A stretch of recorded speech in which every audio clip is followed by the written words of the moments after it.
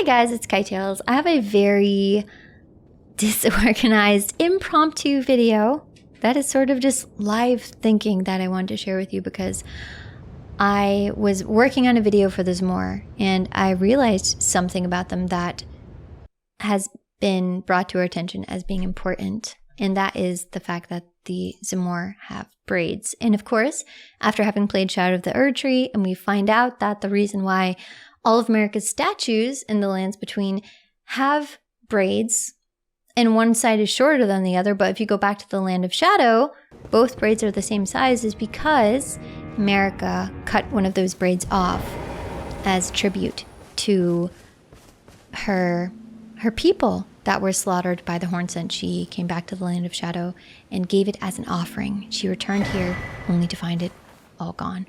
And that is why she's missing a braid. And I thought, the dual braids must have some sort of significance. So let me see if I can find anything in Shadow of the Erdtree that has dual braids other than Marika, because I wanted to link it to this more and to find out where they came from. And I saw on the Divine Bird Helm that it also has two braids. And it's definitely hair. It's not feathers. And this is the best way to see it. You see the feathers on the helm. So this isn't supposed to be feathers. It is definitely supposed to be braids. It's a hairstyle. And if you even look at the skin on the Divine Bird warriors and you look at this more, I thought it looked pretty similar. So I began thinking of the possibility that the Zamor and these Hornsent warriors came from the same stock and whatnot.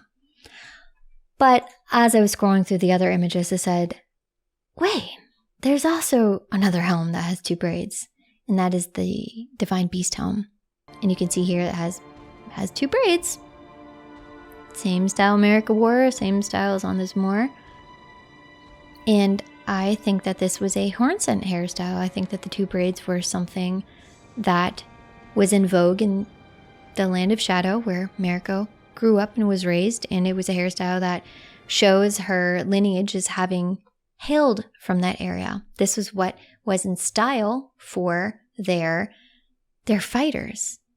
The Hornsent Grandam also has braids, as you can see here, so I think this just solidifies the theory that this was a Hornsent hairstyle and one that might have been reserved for those of a high or royal status. I began looking through the other helms thinking, okay, well, let me see, does anyone else have two braids here? And very interestingly, Radahn, the young, hot lion general version of Radahn, he has two braids. Same hairstyle as Marika, same hairstyle as the Hornsent warriors. He also has a single chunky braid. And we also see a single chunky braid on R'hllana, who is R'hllana's sister. And R'hllana gave R'hllana her hair. She gave her a lock of her hair as a token of affection. This was a traditional thing. It was called a lock of hair that people would give to their loved ones as a parting gift, as a memento for them to remember them by, as a gesture of affection. And R'hllana gave R'hllana her hair as a symbol of, I'm probably never going to see you again.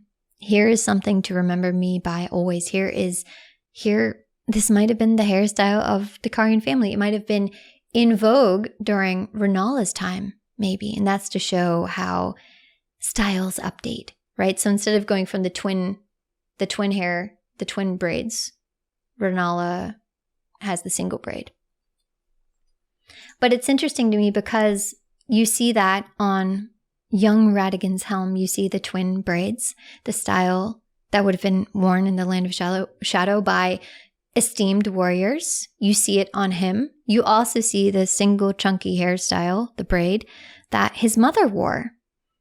And I think this is such a cool update because let's go back and if we look at Radagon's helm from the base game, old Radagon, I'm sorry, not Radigan, Radon. If we look at grown-up Radon, big boy Radon's helm, it doesn't have any braids whatsoever. We do learn that he loved the red plume, the flowing. He loved his red hair because it's a sign of his champion father. But you go to Shadow the Erdtree, and this is a very significant difference. And so you have Elder Radon, and then you have the young lion. And to me, this shows that at some point he was proud of his Carian heritage. And he also may have been to the Land of Shadow, and that would be, so we know that he was friends with Gaius. They at least had a friendly rivalry. Gaius was friends with Mesmer and Ansbach. General Radon, a pleasure to see you. After all this time. He mentions having met Radon. So to me, the braids here on Radon, the twin braid and the single chunky braid, is supposed to symbolize to me that Radon may have been around at the time. He may have been to the Land of Shadow before, or he's much older than what it may appear to be. And that Vernala would be as well at that case. So I'm not sure. That maybe puts a hole in my single braid being an updated version of the dual braid theory, but I'm not sure. This is just such a cool update, and it's a clue, and you may think, okay, they just wanted to change the style. No, I really do think the dual braid is supposed to invoke that it's supposed to be a hint about either how old Radon is, or a hint about his background, or this is another thing. I think that it may have been also a hint about his lineage to Marika / Radigan.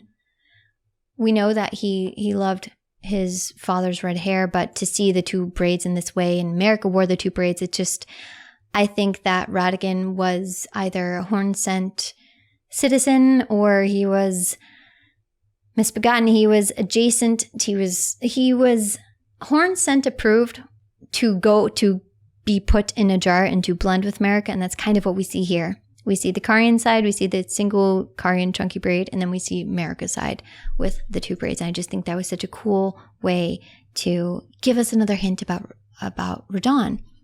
So if we go back to the base game, the only other helm that I could see that had the two braids like this more was Godfrey's helm. And Godfrey's helm has the two braids on either side, face framing braids. The ones Marika wore, the ones that you see on the Hornsent warriors. And again, I think this is symbolic of, oh, I never kind of noticed that. It kind of looks like doesn't that kind of look like the face on the lion right there? Maybe. Kind of nose and the two eyes. And I think that the two braids on Godfrey now that links him back to the Realm of Shadow. So Marika must have met Godfrey while she was in the Realm of Shadow. I even think, I suspect, I have a theory that Marika used Godfrey to get out. He was part of the seduction. He may have been a Hornsent warrior, because it appears that the braids are a style that are worn by their warriors. And Marika having them kind of shows to me that maybe the Hornsent expected she was the saint. She was like, she may have been the one successful product from their jar process, where they butchered their prisoners. They butchered the shaman and put them into jars, helping to create their one saint. And I'm wondering if Marika, because then you see Radon has two braids. Radon was a fighter. The Divine Beast Helm, this was their fighter. This Divine Bird Warrior that the Hornsent believed that they came from was their, he was a fighter. Actually,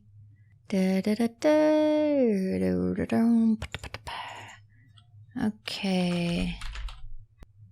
The Divine Bird Helm actually has, well, the Divine Bird armor has some interesting information about them too. It says that they were the very first of all horned warriors, and that they were known to be cruel, never taking to human companionship.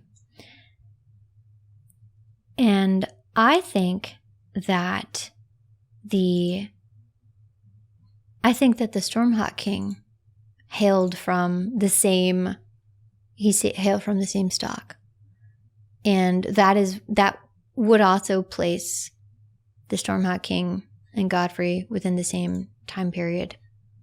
If they both came from the Land of Shadow, they both kind of have the same hairstyle and whatnot.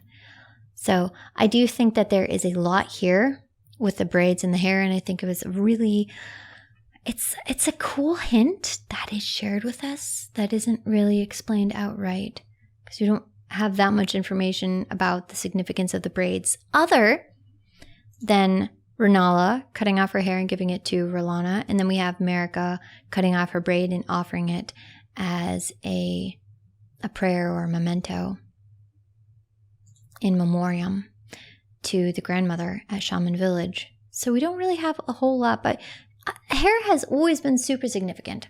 Hair has been, if you go back and you look at the Giant's Red braid from the base game, and that was the big shock, like, oh my gosh, Ratigan didn't like his giant heritage. And now we know if the Horn Scent chopped off everybody, and they put everybody in those jars. They could have easily put Ratigan and his, giant heritage. Or Ratigan came from an amalgamation of everything that the Horn Scent wanted in their saint. All these different qualities. They put him in the jar. And I just think that hair is such a slept on it's such a slept on clue. But I really feel confident with this new information that the braids that we now see on Godfrey and the Zamor link them to the Land of Shadow, at least coming from around that time period. And really, they pinpoint what they were meant to be. So I do want to get a video about the Zamor that's a little bit more organized and better presented than this. Well, succinctly presented, because they are called heroes of the ancient war against the giants, and it just does fit that Horn Scent warriors or champions, people of fighting prowess and esteem in the Land of Shadow had this hairstyle. That was just it was popular for their fighters. Very interesting, though, that Mesmer doesn't have it, but Radahn does. So something to think about for sure. I'm always thinking about things. So if you notice anything else, definitely let me know. I also found it when I was researching the whole... I was researching the history about braids and whatnot. I found a collection of reference images and whatnot for medieval hairstyles. And as I was looking at the ones for braids, some of these stuck out to me. This one right here, this jeweled crown over wimple, ribbon-bound hair. That to me looked like the ruler's mask. Let me find that for you. Here we go. So that sort of looked like the ruler's mask to me. You even have the same sort of cascading fabric right there on either side as you do on the ruler's mask. And even the cutout eyes, how they're missing. Don't they look like the masks, the facades that they have here? I'm not saying that this is the reference. These are what they used. But this figure 20, that looks exactly like Raya. Like her little braided hair buns.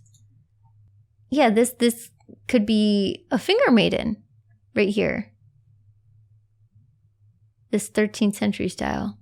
This wimple overhead. Okay, yeah, these are very just traditional medieval hairstyles. It's not that they had to pull from this direct image.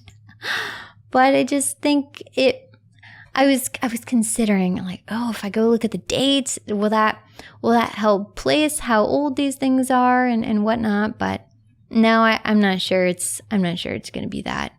I think it's just going to be, here's another one, this aristocrat hat. We see the same sort of style here. Beige felt bonnet over, and then you have the feathers and whatnot. So I just think it's a reference image. I don't think if we aligned, if I went and I matched up all of these time periods, it would help place the time of when these certain characters appeared and whatnot. Even these pointed hoods on some of the glintstone crowns and whatnot. I just think it's pretty cool. So yes, that was something I got sidetracked about while working on this more.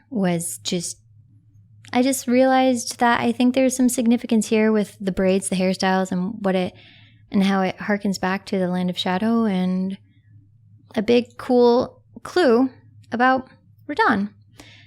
So I hope you liked this video, and I will definitely have my other stuff out, my other more polished things out in the future. But yes, thanks for watching, and let me know if you have any input about the hair as well. I'd love to hear your thoughts. Thanks again to all my channel members for your support. I appreciate you guys, and if you'd like to sign up to be a channel member, you can do so on my homepage. All right, everyone, I'll see you later.